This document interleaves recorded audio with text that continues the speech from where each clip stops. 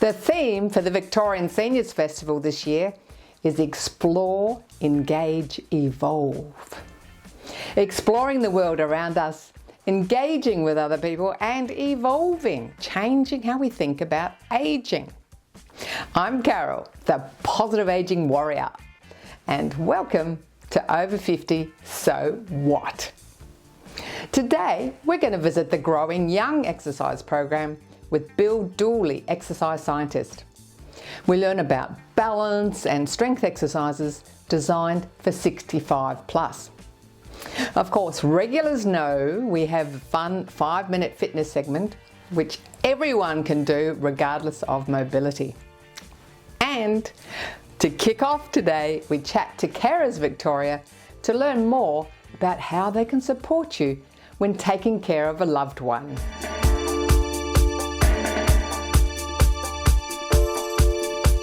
If you're looking after a spouse or maybe an elderly parent, you may not regard yourself as a carer. But there are over 2 million, closer to 3 million people in Australia who are unpaid carers. And there is respite and other support available. We're chatting to Judith Abbott from Carers Victoria. Judith, you know, there's massive 2-point-something million people in Australia who are unpaid carers. They may not even realise there's so much help out there. That's absolutely true. Many of them don't think of themselves as carers. They think of themselves as family members, as friends, as people who are just helping out in the community. But we want them to know that there are supports, assistance, information available to help them in that role. So we've mentioned massive numbers of carers nationally. Can you give us a snapshot? Sure. So across the nation, there's something like 2.7 million unpaid carers. Interestingly, in Victoria, we're seeing quite a large increase. We saw something like a 23% increase in the last 5 years. So we know things like ageing population and a range of other factors are really driving massive growth in the number of unpaid carers. And about a quarter of those people are aged over 65. And about, of all those people who are unpaid carers, about a third of them are supporting older Australians. So the numbers are huge. A number of people watching the show will be definitely caring for people. They will. And elderly parents. That's a very, very common scenario and one I'm personally familiar with. From your own personal situation. Indeed. I have an elderly parent who is still living at home independently, but that requires a little bit of help around the edges. So what tips would you have for people who are looking after elderly parents or maybe a spouse that's older? I think one of the main things is try to stay connected with others outside your care relationship. The evidence tells us that if people maintain social connection, their health and well-being overall is a lot better off. So it's very hard to prioritise your own well-being, but wherever you can, try and take a little bit of time for yourself and keep those connections going so you don't feel isolated and cut off and exhausted. The other thing I think is be kind to yourself. Sometimes, and I think we hear this often, carers talk about they try to juggle so many balls and it can feel like you can't quite juggle any of them perfectly. And I remember there's a pair of women called 2 Peas in the Pod who talk about, just being kind to yourself and recognising that you are enough, even when it might feel like you're having a day where it just isn't working and nothing you do quite makes it. Well, in my experience, a lot of the carers, especially if it's a spouse, they feel guilty about leaving them or getting their own respite or doing something for themselves. Have you got any really great words of wisdom to help those people who are feeling guilty about actually looking after themselves so they can look after the other person? So I think the thing that people often don't realise is that the state government funds services that allow you to take a break safely, and that's a really important thing to do, because your care relationship can't survive if you're not well and healthy. So reaching out, understanding what's available, and Carers Vic can really help with that, is a really critical thing to do. And knowing what's available and not waiting till you're at breaking point. Taking that little bit of time, if you can, along the way can really sustain you. Even though in the moment it feels like there's just not enough hours in the day, or it doesn't feel like you can leave your loved one alone.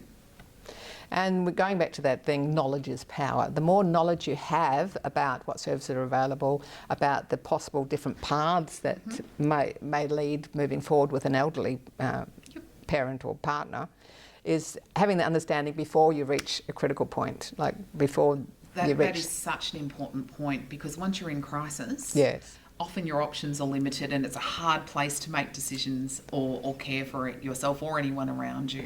So one of the things Carers Victoria does is works with people to understand where they're at, what they might need, so they have that information.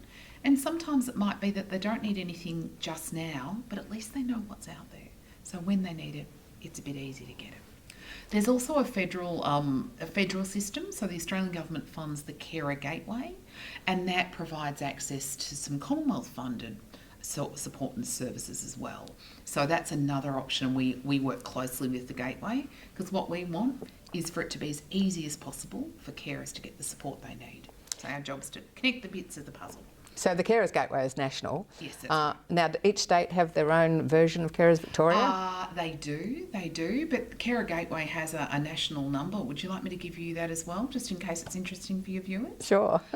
Carer Gateway number is 1800 422 737. I have to think of an aeroplane to get the end of that number 737. right, which is always a happy thing, isn't it, really? Yeah. So phone, it'd be a friendly voice on the end of the phone. Is that sort of manned like 9 to 5? Or Yes, it is. Yes. They do have emergency after hours services as well. But I'm hoping that as few of your viewers as possible need to access those, even though they do exist. Well, preparation is key. So Indeed. Preparing for not getting that crisis point. Right, now with the people who are looking after adult children, do you have any other words of advice for them?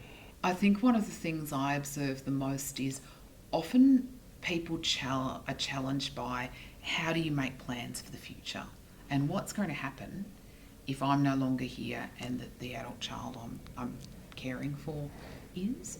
And so we are seeing some work happen in this space. There are some services who can help start to assist people in planning and working through that, and starting, as you say, knowledge is power, starting that conversation early to start to explore what could it look like, what might we need to do is important.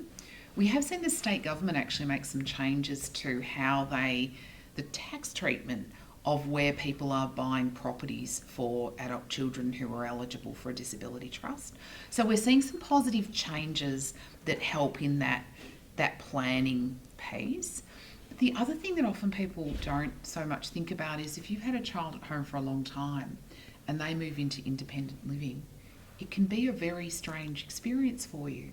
You've spent much of your life supporting them, being with them, all of a sudden they're not there, and you have to kind of rediscover yourself. And there are certainly Carers Vic, Carers Gateway and the like will continue to provide advice and support to carers who've gone through that big transition, because it's such a big part, such a big turning point in one's life. Oh, well, that's like the empty nest syndrome all over again. Correct. But the intensity can be just so much greater. And, and to your point, there's that mix of joy and guilt and a range of other things that all to work through, I think. Yeah, it was a bit like transitioning to retirement even. It's all a change in life stage. Indeed, that's right. Age and stage, eh? Age and stage. So how do people find you? What do you suggest? So best two ways. Our website is 24/7, so that's always a great opportunity. So www.carersvictoria.org.au, but to be honest, Google Carers Victoria and up we will pop. And we do have a phone line, which is, I was about to say manned, but that's a very gendered term, is staffed by very expert people who have a lot of experience. That's what we do, day in, day out, support carers. And that number, just to repeat it, is 1800 814 845. Awesome. And you'll get a human, by the way. Yeah, human's good. You'll get a human. That is the promise.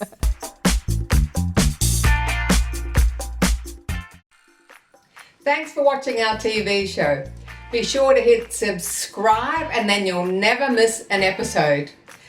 Jump on Facebook, join our group, get in on the fun, fitness, wellness and inspiration.